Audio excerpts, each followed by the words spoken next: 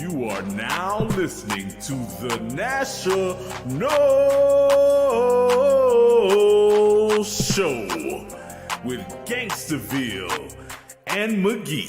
The National Show, the National Show, the National Show, no show, no show. The National Show, the National Show, the National Show, no show, no show.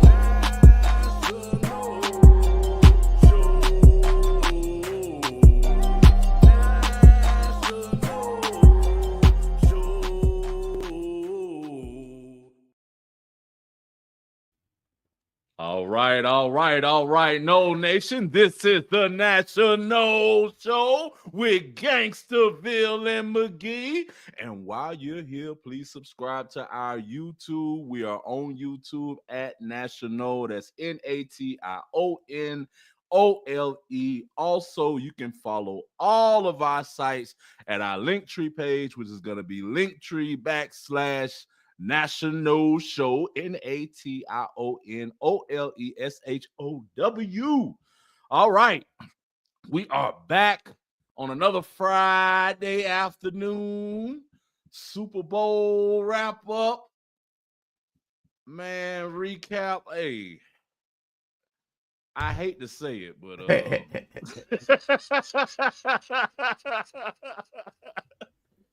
where them Philly fans at, man? Because that was the Super Bowl. It was kind of wild because it was one that I did expect, but I didn't expect. You know what I mean? Like, yeah. I mean, you heard me. I was just scared to bet against Mahomes, like the rest of the world. But I felt that Philly was the better team, the better prepared team. Right? Yeah, but I knew they would dominate them simply off of how big of a gap difference on the offensive and defensive line. Yeah, but the way that they dominated them throughout the most of that game, bro. Because I want to say, the Chiefs didn't get most of their points until like the fourth quarter or whatever. Like, end of the third is when it really got crazy. Like, they still had 0 points. Like, 6, 7 minutes, 8 minutes into the third quarter, and then all of a sudden went bang, bang, bang, bang, bang. The score really shot up. The over kind of. That's when they had put the backups in and stuff like that or whatever. Already. Yeah. That's I talked about that with Neil just briefly. Like, that was the earliest I've ever seen the Gatorade dump. Damn, man. Right? Think about that. It was like 3.5 minutes on the clock, man. That's some rude shit. Wow. I believe there were 2 touchdowns scored by Kansas City after the Gatorade was dumped. Me too, yo. That's funny. Oh man, that's wild. That is wild. Yeah, man, we were right. We were right. In the end, I ended up with a handful of tickets. So, I took my Jared Verse, D-Roy tickets over to the casino. And, of course, I left with other tickets for the Super Bowl. I missed on the under, and I missed on Juju Smith-Schuster anytime touchdown. But I had the right idea with Kansas City. Like, it got spread around a little. But I had defensive touchdown. I did anytime defensive touchdown. I probably could have just done Philly defensive touchdown, and that would have been a better bet, but that was still a nice hit.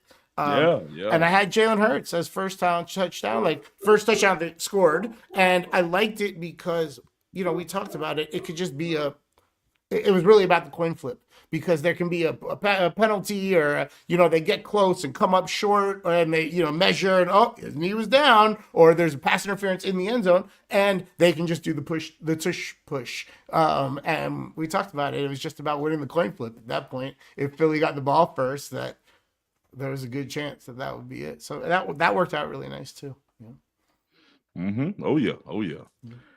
But I mean, I thought it would have been a little bit more back and forth, like, maybe a close game in the first half and then, Philly wear and tear them down. Yeah. But, dude, they put their foot on the gas from the first quarter. And this is the absolute worst I have ever seen Patrick Mahomes. Like, there's a meme going around with Patrick Mahomes, and then you know how the Scooby-Doo character pulls the mask off, and they pulls it off, and it's actually like Dak Prescott. But that's how it felt, though, Kirk man. Cousins, it's like, right. That's even better. Yeah. There was a level of, I hate saying this, man. there was a level of I got a better way to say it. There was a level of disinterest or disconnect to the moment that was Cutler-esque. Mm-hmm.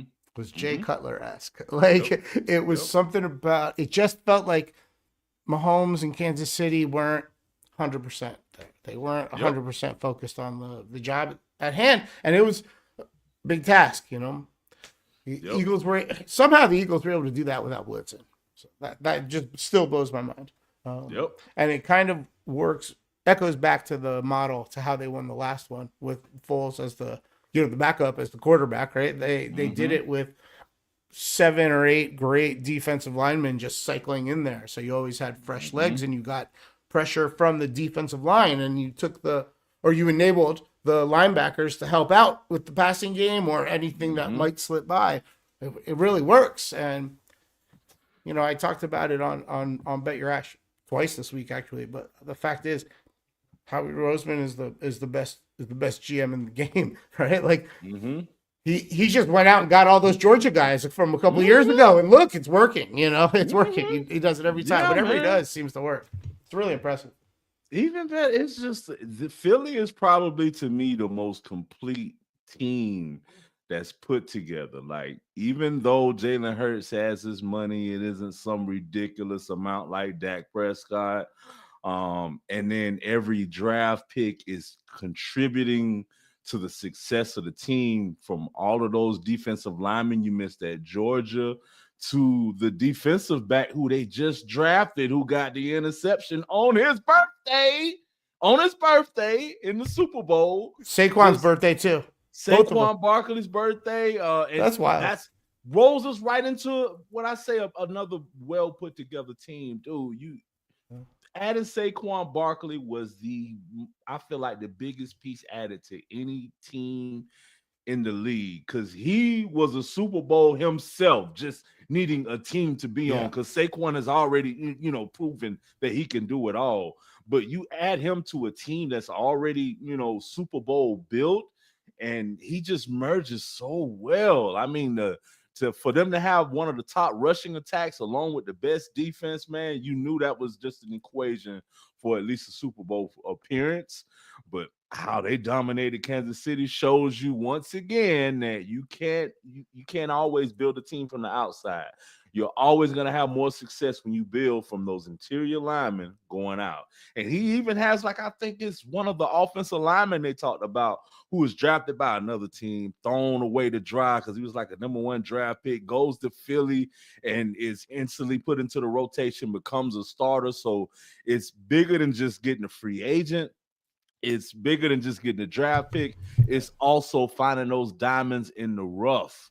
Also, it's easy to excel in that system, no matter what position you're in. The fact is they have a great offensive line. So they're always, when you have a good offensive line on the NFL level, college level as well, it makes the passing game obviously easier because you have the quarterback more time. But it also makes the running back, or the running game go smoother because it makes these holes. It pushes the first line of defense back, etc. But it also helps the defense, because you have an average starting field position situation that's more in your favor. You have chances to make things happen way on the other side of the ball. It's no matter what position you play, if you get traded or signed, whatever, if you get added to the Eagles roster, the chances are you're going to play the best you've ever played at that position, because everybody around you is great at their job and it makes your job easier. Yep. It's impressive, man. It's really impressive. I love it, man. I love it. I feel like and I love them because they're built like the 49ers were the last couple of years when they were Super Bowl contenders and stuff or whatever. I just feel like the biggest difference for them is Jalen Hurts was ready, man. He didn't have big stats, but his clutch stats, when you needed a first down, when you needed to go down there and score and set the tone, he played perfect quarterback football, man. And there Man, was I'd love to be on his team. I don't care what sport we're playing. I don't care what sport we're playing. Right. You know, Yeah, man. pickleball. I've never played pickleball, but if Jalen Hurts wants to be his teammate, I'm betting on my team to win. You know, whatever. He's gonna have a hell of a story too. Once he retires, man, just his journey. Jalen Hurts is a player I will always follow just off of his journey in sports. To go from Alabama being benched for Tua Tagovailoa, transferring not even close. Not even close. You tried to like power right through though. That's exactly that's a pro move. That's a pro move. Right. Tua Tagovailoa. There you go. Yeah. Well, like Tua, and then goes over to Oklahoma and has a phenomenal season there. Yeah, gets drafted into the league, and not that it didn't work out for Tua. Like, not that it was necessarily a bad decision by Saban. No, he had confidence in the other guy in the room, largely because Jalen Hurts helped that other guy to get ready. Right. Like he's part of the reason that other guy was able to handle that and be ready for the next step and etc. Yep. Love it, man. Yeah, it's a cool story. Man, so shout out to the Eagles. They did really well, and we did well. You know, we did pretty well, and so that's why we did a little. You know, when you get a bag, you shake things up at the crib. You buy a little art. You hang things up. We reoriented our video a little bit, you know what I mean? We're shaking things up just a little bit. Right. We're trying some things out. We're sprucing some things. Does this jacket look good on me? You know, that's what we're doing. You know. Right. So I hope everybody. What y'all think. Yeah, that's a great idea. Like I hope y'all tell us what you think. I hope everybody likes it. But you know what? If you don't like it, we need to know that too. So holler. You can put it on the comments on the video thing on the YouTube, or you can send it to us on the socials. We everywhere, baby. We everywhere. Everywhere. So what's crazy is the week before the Super Bowl, when every single person in sports media and football, all the pitch people, all the ad men from all the big companies, all the brand ambassadors for all the different companies in the different spaces that are trying to be cool, all diverge on the town where the Super Bowl is, right? This year, New Orleans would have been. We should have gone. You know, just saying. New Orleans is a great town. Any excuse, you know. But good food. Yeah, that's what everybody says right away. Right? Good food and good after dinner drinks. You know. Oh yeah. But everybody's there talking. Mics everywhere, cameras everywhere. Everybody's pitching something. Everybody's got something to sell. You know, the commercial ads are part of the convo. Like it's it. Why is the biggest story coming from basketball? Good question. Dude. The biggest is... Let's start with your guy showing up, all right? Right? Wait. Oh, no, we should go the other way around, I guess, because chronologically, AD arrived in Dallas first. Yep. Crazy, man. It is wild, man. He had that first half of that game, it was HOF, man. Straight up, top tier, absolute, grade A, chef's kiss, perfect basketball from AD. It was the best half of basketball he's ever played in his life. AD will go down as one of the greatest basketball players to ever play. I'm gonna say that first and foremost. The talent that he had is that he's always had is far beyond reach, and he's a one of a kind type player. Never, I don't think, have we seen a guy who started out playing point guard get almost to 7 foot and as big as him, and you know, have that intellect to being that big and dominant or whatever, you know, and agile at the same time with a shot and everything. But being a Lakers fan, having him year in and year out, man, you know, like my coach used to always say in high school, availability is the best ability.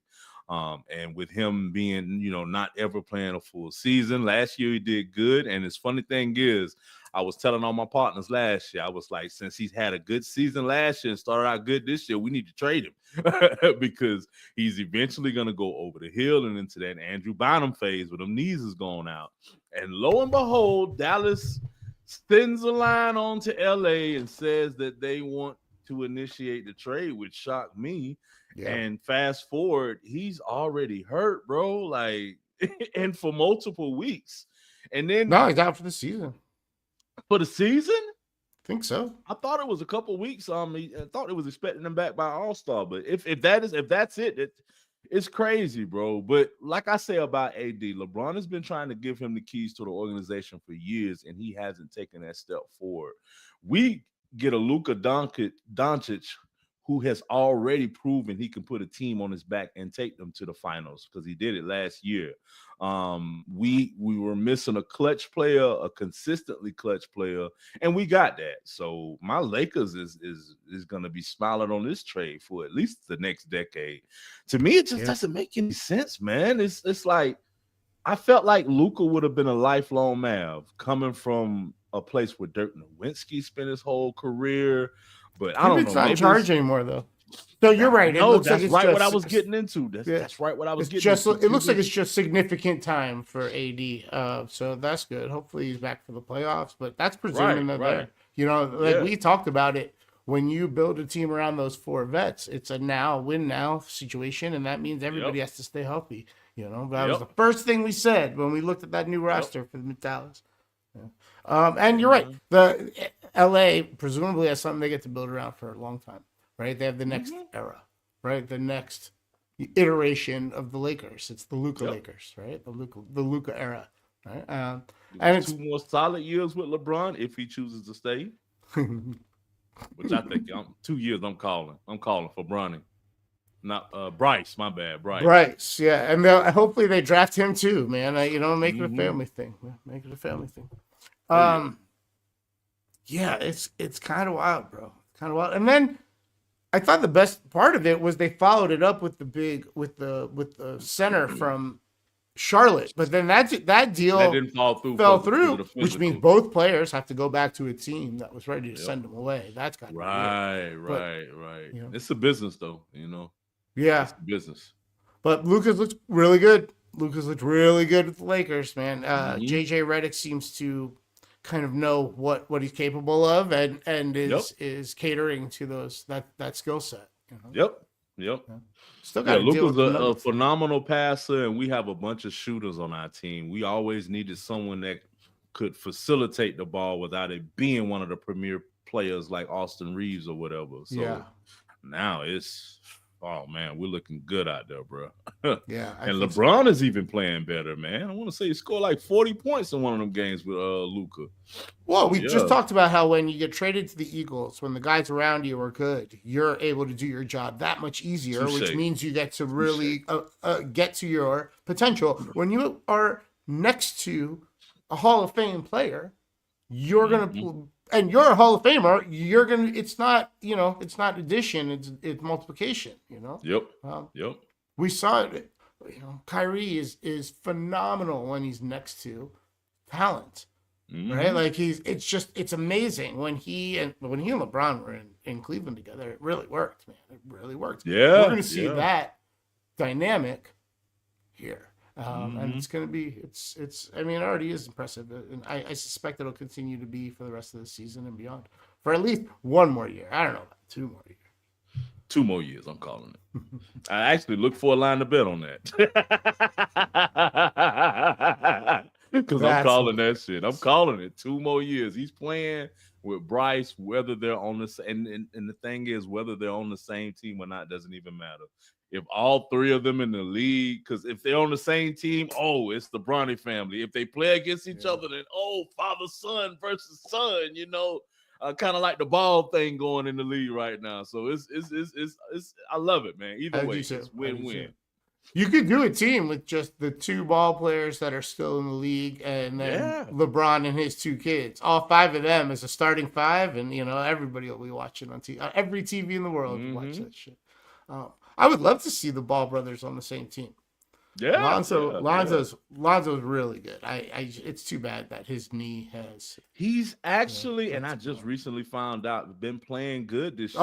Oh yeah. Considering he was on minutes restrictions starting out, and now they're starting to lift those restrictions. But, and I'm hoping for the kid, man. I've been rooting for him ever since we drafted him. Yeah, I just worry that we missed his prime, or his prime won't be as special as it could have been because of, and so he's still young though. He's still young though. We could still we could still see a great, next 12 years. Which is crazy. 13 He's in years. Chicago, and it's like the Derrick Rose situation all over again. That's crazy. Yeah, it's funny how that shit happens sometimes in certain organizations where people have injury issues. Like, I don't know, The not to call anybody out. Pelicans? Yeah, New Orleans, right? That might be the reason, might be caused by the fact you have shared a medical staff between the two sports instead of having a Saints medical staff and a Pelicans medical staff.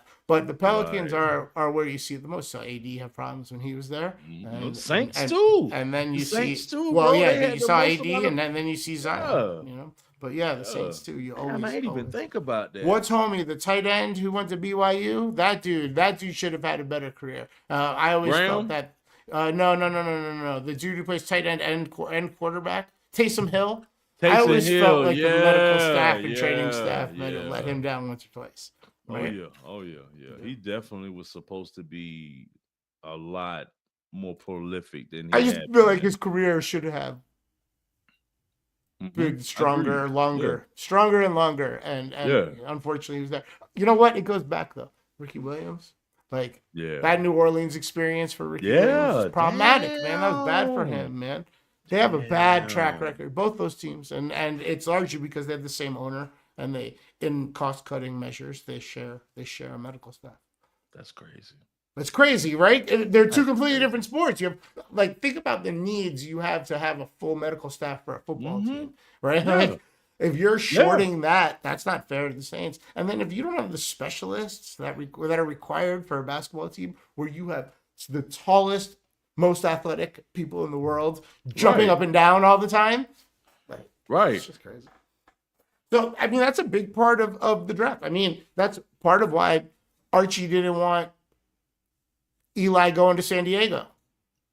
You know what I mean? That's part of why Dion is really like, I don't want my kid to be on this team or that team. Right, and he knows better than most parents and most people, right? Yeah. And so you got to be a fool to have your kid go to some organizations like the Giants right now. Like, come on, man. Like, oh man, even the Jets. Like, and shout out to Aaron Glenn. I love him as a player and coach, but it's just some history that these organizations have had. They just don't do right, man. And then every once in a while, you see them turn around. You see the Lions turning it around. And they're doing it by following the same script that the Eagles and the 49ers, just like you talked about earlier, have done, where you build out your offensive, defensive lines because that's what enables everybody else to go crazy. Speaking of the NFL, who is, I know we've been talking about the NFL the whole time, but like, who from the Knowles football team, there's a lot of guys that have declared for the draft, or a handful of guys declared for the draft. What's up? Any big names coming out? I don't think we have many, man. There's at least 4 or 5 that I think we'll see in like the first couple rounds. Well, I know one of them, DJU. Well, yeah, that's an interesting play. If you get him late, he could have a Brock Purdy type trajectory. Not saying he's going to be Mr. Irrelevant, but if you get him in the 7th round, 6th round, he's a project. You don't have any pressure. There's not a ton of money invested in him. He's a camp arm. And maybe he starts living up to some potential. I always felt that there was something else going on in Tallahassee, that there was, there was some injury he was trying to play through and live up to expectations, or there was some sort of experience that was distracting him, or, we may never know the actual DJU story for FSU. This whole season was just fucking weird right from the start. It wasn't just him. I mean, he was trash, but it wasn't just him. But I forgot. I just found that cornerback that we got, Azaria Thomas. That's probably going to be our highest graded draft. Second round, first round, out or whatever. And I think Joshua Farmer is declaring for the draft as well. But outside of those, it's just a few. Ain't too many. 4. Yeah. Well, we'll talk about the NFL draft. It's gonna be interesting to see, who. First off, the most interesting thing and relevant to Florida State. Both sides of the conversation is Cam Ward and Deion Sanders. But it'll be interesting to see. I said Deion. You know what I meant. Deion's son. But the most interesting, right. The most interesting we'll see, or part of it will be seeing like how many people leave Clemson, how many people leave SMU. Is Clemson going to have to? I mean, we know they've started picking up transfers, but are they going to have to really ramp that up to fill spots if they try to continue competing in the ACC? Obviously, Miami's going to take a hit at quarterback, but that's a pretty deep roster elsewhere. It's gonna. You saw who they got in the transfer portal. I don't have a lot of faith in Carson Beck at this point in his career. Me either. But it'll be interesting to see. He doesn't have to do much. He has to just not fuck up down there. So it's an interesting. If he can go be a game manager, and he's older and smarter. He's played around. He's played a lot of football. So maybe he gets the assignment. Maybe post injury. Maybe he gets the assignment. He's had games with 3 or 4 interceptions in one game. He was also playing through some wild fucking injuries the last year. True. I'll give him that. But we'll see. I don't think it'll be as good as Cam Ward, but I don't think it'll be as bad as the quarterback that they had before him. I forget his name or whatever. He transferred out. The one that they put in at the end of the game when they almost beat us or whatever, and then they started a freshman, and then he came in like at the end of the game and threw the interception, and we won the year before last. Yeah. Well, it's good that even in a bad year, we're gonna have a couple guys in the draft. It keeps our rep solid, as far as getting transfers to come in, getting rookies freshmen, out of high school. It's gonna be interesting, man. It's gonna be interesting off season. We'll obviously we're gonna take a week or so off after this, but we'll obviously be back before the draft, and we'll be talking about that, and then. We got recruiting talk. We got all kinds of transfer talk. We got spring football. And next thing you know, it's time to start getting ready for football, man. Alabama, right around the corner. Oh, yeah. Right around the corner, man. I can't wait. Alabama's coming to Tallahassee. One thing I so love about college football now, and I know a lot of people hate it, is that from year to year, any team can jump, any team can fall now. And I know it's kind of been like that in the past, but now it's like really, really like that. Like you can have a team like us that go and get 2 wins one year and come around and get 10 wins the next year because of the portal and, quick turnarounds and stuff like that or whatever. So it's just going to be interesting to see overall which teams progress, which teams add on to what they have, which teams fall off. How's Georgia going to do? They're losing Carson Beck. They're losing the little Rashada quarterback that they got from ASU or whatever. They haven't replenished talent like they've been able to do in the past. How are they going to stand up? Texas, Oklahoma. Yeah, I was going to say, we're going outside ACC. What I'm really curious about is Ohio State. We're losing both of their coordinators, a bunch of players, but they're used to that. They're used to the players part, but losing a bunch of both coordinators. Chip Kelly going back to the NFL ranks, going to the Raiders. It's interesting. The defensive coordinator bounced over to Penn State to one of their rivals. That's kind of wild, man. It's kind of wild. Yeah. That is crazy. Yeah, it's going to be. College football is the off season is just as exciting as the regular season. I feel the same way about really the NFL exciting now, though, man. With all of the changes, coaching wise, transfers, and recruiting, man, it's just so much to look forward to, man. Speaking of coaching changes, one last thing we got to talk about before we wrap up things. Rumor has it, Leonard Hamilton, soon to be vacant seat as the head coach of the Florida State Seminole basketball team. Rumor has it, it might be Florida State alum Sam Cassell filling that seat. Nice. I can't think of no one else I'd be more proud of to be there, bro. Agreed. No one else. Agreed. Yeah. That is the dream. That's the dream catch, for this job. Yeah. Indeed. Especially since he's been overlooked so much in the last couple of years by the NBA with opportunities and stuff. But he's still always been on a staff. He always has a job. Yeah. He is so connected in the NBA that it's the Belichick approach to fill in the position, right? Like UNC hired Belichick to teach kids how to be pros in the NIL era. That's your job. You're prep school now. You're prep school, right? You're paying these kids to come. GM, so right. And so he gets that business side of it. He's made a boatload of money. He's in the NBA. He's worked with guys who have made even more money because every year the salaries go up. He can help get these guys ready for both the lifestyle and the game. You know, so I think it's going to really be phenomenal for recruiting. Also, there's a lot of dudes whose dad remember Sam Cassell rocking a jersey. Oh yeah, you know? Yeah. I used to love that shit. Yeah, all right, man. Well, I hope we're both taking a little vacation. I hope you enjoy your travels. Yes, sir. I presume I will. Mountains. Yeah. I presume I will enjoy my travels as well. And when we get back, and when we get back, we'll start talking. We'll start talking about how we're gonna fix this. We gotta make sure that what happened this season never happens again. You know, ever again. Yeah. And that's all I got to say about that. That's it. That's a good way to end it. So, the National Show is co-produced by Broham and B Yapping, Bet Your Ash Podcasting Network. And it is available on the National YouTube channel. It is youtube.com/@national, NATIONOLE.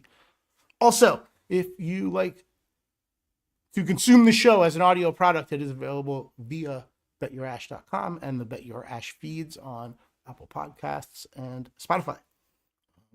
You can find us all over the social medias. Just go to our Linktree page and you'll find all the links. It is /National Show, NATIONOLESHOW.